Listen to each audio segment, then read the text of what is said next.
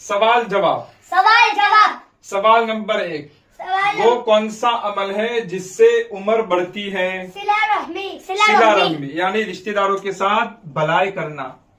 सवाल नंबर 2, वो कौन सा अमल है जिससे रिज्क में बरकत होती है? इस्तिग़फ़ार। इस्तिग़फ़ार यानी अस्तगफिरुल्लाह अस्तगफिरुल्लाह पढ़ना। सवाल नंबर 3, वो कौन सा अमल है जिससे अज़ाबे कब्र से हिफाजत होती है? सूरह मुल्क की तिलावत करना। सवाल नंबर 4, वो कौन सा अमल है जिससे बीमारी दूर होती है? सदका करना, गरीबों को पैसे देना, सदका करना। सवाल नंबर 5, वो कौन सा अमल है जिससे लोग हमसे मोहब्बत करते हैं? बेनियाजी।